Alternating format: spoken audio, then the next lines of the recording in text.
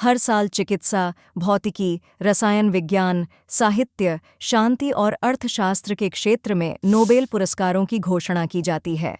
हालांकि पुरस्कारों के लिए नामित तो कई लोगों को किया जाता है, लेकिन पुरस्कृत गिनती के कुछ लोगों को ही किया जाता है। तो आखिर नोबेल पुरस्कारों की नामांकन प्रक्रिया वास्तव में कैसे काम करती है और विजेता का चयन कौन करता है, आइए जानते हैं।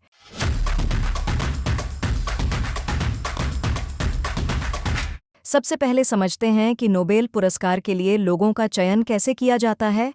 दरअसल पहले चरण में नामांकन शामिल है। कई तरह के लोग, विश्वविद्यालय के प्रोफेसर, उस श्रेणी में पूर्व नोबेल विजेता आदि, संबंधित नोबेल समिति द्वारा उनसे संबंधित पुरस्कार के लिए नामांकन प्रस्तुत करने के लिए योग्य माने जाते हैं।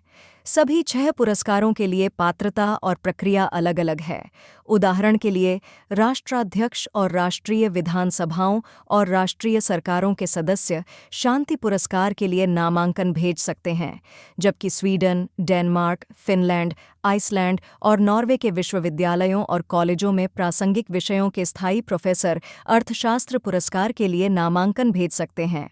लेकिन आमतौर पर सभी 6 पुरस्कारों के लिए एक नोबेल समिति होती है, जिसे पुरस्कार के लिए जिम्मेदार संस्था द्वारा नियुक्त किया जाता है।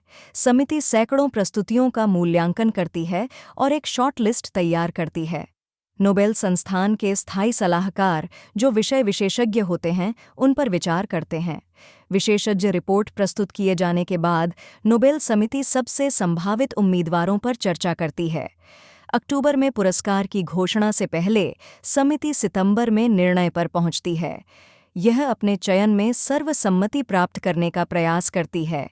दुर्लभ अवसरों पर जब यह असंभव साबित होता है, तो विजेता का फैसला करने के लिए साधारण बहुमत से मतदान होता है। इसके अलावा क्या आप जानते हैं कि अपनी वसीयत में अल्फ्रेड नोबेल ने उन पुरस्कारों के लिए जिम्मेदार संस्थानों को नामित किया था, जिन्हें वे स्थापित करना चाहते थे। इसलिए केवल यही संस्थाएं नोबेल पुरस्कार प्रदान करने के लिए जिम्मेदार हैं।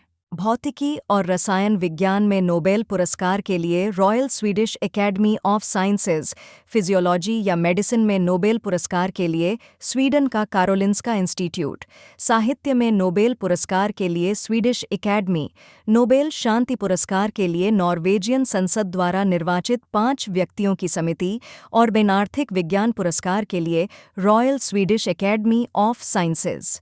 इसी तरह हर साल सितंबर में नोबेल समिति संबंधित अकादमियों को अंतिम अनुशंसा रिपोर्ट प्रस्तुत करती है, जबकि अक्टूबर में विजेताओं के नामों की घोषणा की जाती है और दिसंबर में नोबेल पुरस्कार विजेताओं को उनके पुरस्कार प्रदान किए जाते हैं। आज का प्रश्न: नोबेल पुरस्कार के संदर्भ में निम्नलिखित कथनों पर विचार करें। 1. कुल 7 श्रेणियों में इन पुरस्कारों की घोषणा की जाती है। 2. नोबेल पुरस्कार विजेताओं को बहुमत के आधार पर चुना जाता है।